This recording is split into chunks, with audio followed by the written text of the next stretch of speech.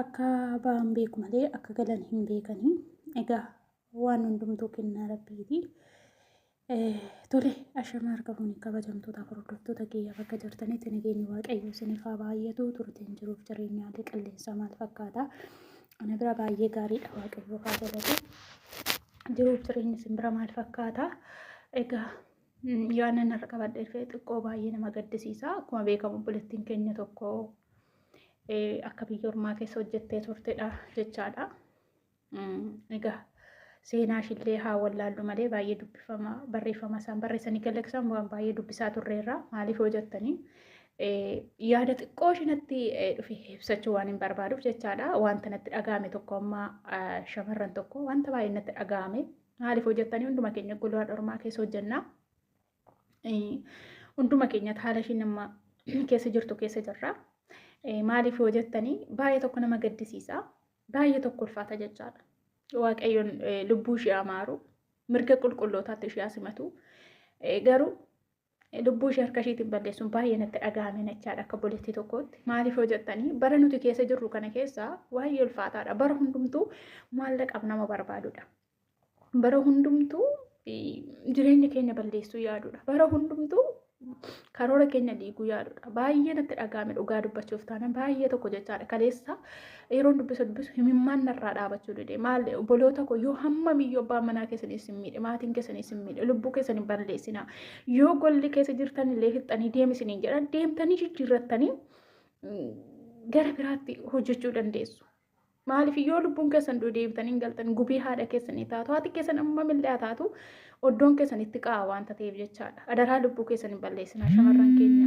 Maaliif hojjettanii baay'ee tokkoon gaddi dhugaa baay'ee natti dhaga'ame. Shamarran keenya sababa birriitiin abbaan manaa birrii jalaa balleessee ishee waggaa baay'ee hojjettee mana ijaaraan jirattiin jedhee birriitti ergitii maallaqa isheetti ergitee gaafa ishiin galuudha akaatu bilook ishii godhe. Gaafa inni bilook ishii godhu bakka karoorfattee lubbuu ishii balleessite.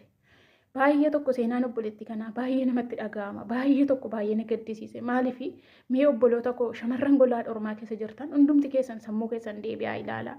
Dura dhiiratti birrii erguutiin dura abbaa manaa kooteettanii birriitti erguutiin dura mee duubatti deebi'aa ilaala. Abbaan manaa keessan nama akkamiiti? Abbaan manaa keessanii nama dhuguma yeroo isin waliin haasoftan of qusachuu danda'udha. Nama hojiitti tattaafatudha. Dursa of ilaala. Maallaqa keessan dhangalaasuutiin dura. Baay'ee natti dhaga'ame. Kan maallaqni ishii badeerra immoo kan lubbuu ishii illee dabarsite jechaadha. Maaliif namni harka isaatiin of balleesse mootummaa waaqayyoon galu. Maaliif baay'ee tokko natti dhaga'ame. Dhugaa baay'ee natti dhaga'ame. Maaliif hojjettanii kun hundumtuu cinqatiirraa kan ka'edha. Kun hundumtuu rakkinarraa kan ka'edha. Maaliif maatii koo ofisa walitti hin dhiqottee ofishiitiin lubbuu ishii balleessite. Baay'ee ulfaataadha. Baay'ee nama gaddisiisa. Dhugaa rabbeechaadha. Maaliif abbaa manaa kootii jettanii amantanii birrii keessanitti ergitanii gaafa isin galmaata geessan bilook kan nama godhu dhugaa inni sareedha malee dhiirri bara kana keessaa dhiira birriidhaaf nu jaallatu, dhiira birriidhaaf nu barbaadu qofaadha. Shamarran golaa dhormaa keessaa birrii keessan qusadhaa. Yoo akkaawuntiin qabdan ta'e hawwaalaati shanxaa keessa kaawwadhaati. Gaafa galuudhaaf kaatan boruun galaa jedhaati. Ergadhaa birrii keessan boruun galaa jettanii yoo ergattanii amma isin achi geessanitti namni sun isin jalaantanii jedhu daftanii akkuma achi geessaniini itoo akkaawuntii nama beektan tokkotti ergattanii bira dhaabattanii yeroo inni dafee qaqqabe immoo akkaawuntii nama sanaarraa gara keessanitti zoorfattu. Yoo akkas ta'e malee obboloota koo namoota baay'ee lubbuu isaanii dabarsaa jira. Kan wajjiniin namoota 3 dhaga'ee jira jechaadha. Sababa birriitiin nama abbaa manaa isaanii irraa adda ba'an, sababa birriitiin nama abbaa fi haadha isaanii irraa adda ba'an namoota baay'eetu jira. Adaraa obboloota koo of eeggadhaa. Birruma keenya deebi'ee nu nyaata. Birruma keenya deebi'ee lubbuu keenya balleessaa jira. Maaliif sababni birrii namoota baay'ee galaafataa jira. Bara keenya kana keessa shamarran golaa dhormaa hin hojjetti kan nuun jedhu hin jiru. Teessi akka waan nuti teenyeef nuti garuu sa'aatii 24 hojjennee riba hin qabnu, riba gahaa hin qabnu, nyaata gahaa hin qabnu. Akkatti hojjenneef garuu immoo kan mucayyoo kanaa baay'ee namatti dhaga'ama. Gubiirraan gubii dabalachuun baay'ee ulfaataadha. Uumaa siin jechuun dandeenyu firoota keetiif jajjabina, haadha keetiif jajjabina, dhugaa hiriyoota keefillee jajjabina. Dhaamsa nuti sii dhaamnu kana. Kanaafi namicha kun natti dhufee tuummaan nyaata hojjetanaan jedhe dhiifama naa godha. Jidduutti isatti mudate. Kanaafi baay'ee tokko natti dhaga'ame, baay'ee tokko na gaddisiise. Wanta na gaddisiise kun isinis gaddisiisuu danda'a. Adaraa keessa waan akka irraa eeggadha. Lubbuu keessa na hin ajjeesinaa. biriidhaaf jettanii lubbuu keessan of hin miidhinaa obboloota koo hin darba yoo haalli illee isin mijachuu baate biyya jijjiirradhaati hojjedhaa. Lubbuu keessan balleessuu irra mana jijjiirratanii hojjechuu wayya bar rakkinuma waanta ta'eef hojjedheen keessaa ba'a jedhaa malee lubbuu koo balleessa jettanii hin yaadina. Baay'ee natti dhaga'ame osoo xaartuu karaatti hafte otoo hin boqotiin otoo maatii ishiin argin otoo haadha ishiin argin otoo bulaa ishiin argin karaatti hafte wanti kana caala namatti dhaga'amu hin jiru. Baay'ee natti dhaga'ame. Ani akka kootti baay'ee natti dhaga'ame. Baay'ee natti dhaga'ame. Maaliif hojjettanii lubbuun keenya nu marartu gaafa nuti hojjennu. Kan sararaatonni baay'een kan tirraa fi jaraa nyaatanii jiraatu. Kaan immoo ishiyyuu kan hin arganne jiru. Kan boo'anii waa meeqa ta'anii doomii mataa isaanii bitatanii kan nyaatan baay'ee isaaniitu jira. Waan uffatan dhabanii ofii isaaniitti uffannaa bitatanii hojjetanii kan maallaqa isaaniillee akka gaariitti hin qabanne baay'ee isaanii jira. Obboloota koo adaraa keessa lubbuu keessan hin balleessinaa. Nuti ofii keenyaaf ifa taana otoo hin taane namaaf ifa taana. Garuu ofii keenyaaf dukkana. Maaliif akka ta'e garuu hin beeku carraan keenya. Iddoo hundaati mee ilaalaa. Iddoo hundaati. Dubaayii keessa hojjanne, Beeruut keessa hojjanne, Soodii keessa hojjanne bakkuma garaagaraati iddoo hundaati. Iddoo tokko biyya tokko qofa miti ijoo. Maaliif hunduma keenya rakkina keessa jira. Rakkannee iddoo hojjannee immoo of jijjiirra jennee biyyaa baane.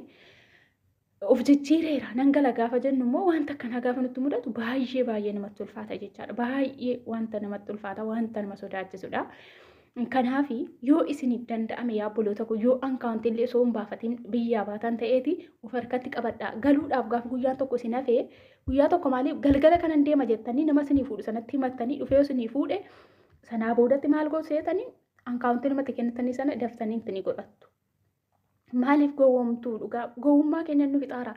Abbaa manaa fakkaatetti ijoolleen baay'ee bo'aa jiru. Anamma ijoollee lama kan imimmaan isaanii bo'anii uummanni maal nuun jedhaa viidiyoo irratti hojjedhu kanaan jedhan baay'ee jira. Ani garuu waan akkanaa baasee hojjechuu baay'ee ni qaaneffadha. Maaliif hojjettanii bakka baay'ee tokko bo'uu bakka waan maaliif wanta abbaa manaadha kanaan namatti dhufu kun baay'ee ulfaataadha. Mucayyaan tokko fa'aa waggaa 4 hojjettee waggaa 4 fixee bakka 5ffaa yookiin ji'a muraasa tafaafii jira. Amma kan hojjette keessatti dhuguma isinitti himuuf taanaan birri ji'a 3 qofaadha kan harka ishee keessa jiru. Birri amma kana mana lafa iddoo kanaa nuu bitee mana iddoo kanaa nuu ijaaree mana iddoo kanaa akkas godhee jedhan. Garuu immoo gaafa obbolaa koo waame obbolaa koo sirratti arguu barbaada gaafa ishiin jettuun obbolaa ishee waamuu hin barbaadu.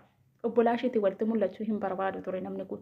Garuu immoo dura biyya keessatti wal fuudhaniiti kan ishiin ni dhufte.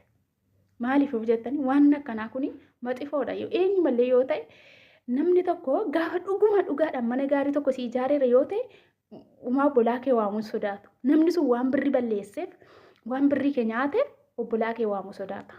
Kanaaf obboloota koo namni kamiyyuu birrii irratti eenyu namaniina. Birrii irratti obboleessa kee namanii, birrii irratti haadha kee namanii, birrii irratti abbaa kee namanii, birriin horii cubbuuti fixeensa ganamaati waanta ta'eef jechaadha. Eenyumtuu birriidhaaf sitti garagala. Eenyumtuu jechaadha. Eenyumtuu birriidhaaf sitti garagala. Amma meejjara kana ilaala gaafa guyyaan 30 ga'e fuulli isaanii amma obboo bishaanii ga'a. Amma obboo bishaanii beektu namni obboo bishaanii wallaalee hin jiru. Akka amma obboo bishaanii si ga'a gaafa guyyaa 30. Maaliif hojjettanii sababa birrii nuuf kennanii isa nuti dakkine guyyaa 30 kana geenye isaan immoo ishuma nuu kennuudhaaf fuulli isaanii immoo obboo bishaaniitti ga'a. Maaliif sababni isaa yoo jettanii wanta nuti hojjenne sana gaafa namaa kennan birrii dhaka hundumtuu waan birrii barbaaduuf jecha adaraa keessa waan akkanaarraa of eeggadha. Birrii keessan qabadha. Yoo birrii qabaattan abbaa barbaadantu sin fuudha. Yoo birrii qabaattan abbaa barbaadantu sinitti siqa. Gaafa sin biyya galtan inni har'a achi sinirraa gore tarii obboleettiin sinirraa goruu dandeessi tarii obboleessi sinirraa goruu danda'a.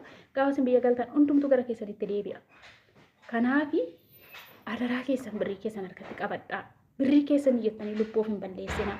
Lubbuun keessan deebitee hin galtu. Tokko ta'e lubbuun keessi keessaa baanaan dhadhii abidda bu'ee beektaa dhadhaa abidda bu'ee ta'ee jechaadha. Dhadhaan abidda bu'ee qabamuu danda'a qabamuu hin danda'u.